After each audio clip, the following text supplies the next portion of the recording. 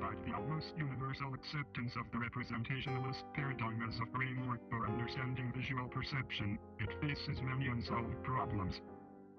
At the conceptual level, representationalism is vulnerable to a two-sided criticism. There seem both to be too many persons in the representationalist's brain, while at the same time, the most important person seems to be missing.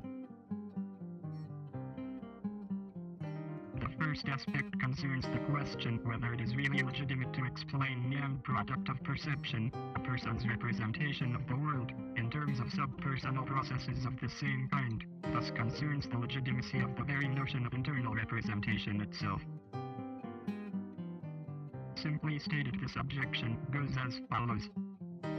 We understand how whole persons interact with, look at or understand scenes or pictures, but how can we postulate that a somewhat downscaled version of this process goes on in the brain when one functional unit handles the representational output of another one without introducing the dreaded homunculus, or whole teams of them?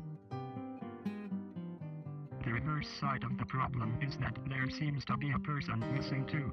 In the computational interplay of these myriad representations, where is the conscious perceiver?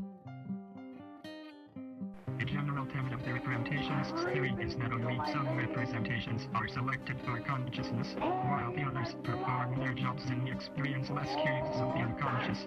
Various answers have been proposed from within the representationalist tradition to the question of what this selection for consciousness comes down to, from an avowed mysterious notion of projection into consciousness of selected representations. Another family of problems that the representationalist faces could be called problems of representational explosion.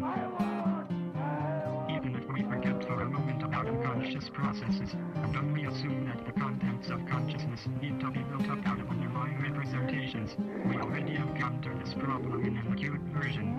For any focal content of consciousness seems to be possible only against a background of memories, expectations, affections, etc. that give a precise and distinctive meaning to the focal content. If this background is to be modeled in representationalist terms, we seem to open the door for a regress. On the other hand, if it doesn't, this shows there is a level of representation or intelligence that can be modeled without invoking representations, and then the question arises whether this kind of analysis could not be applied to the original problem of focal consciousness itself.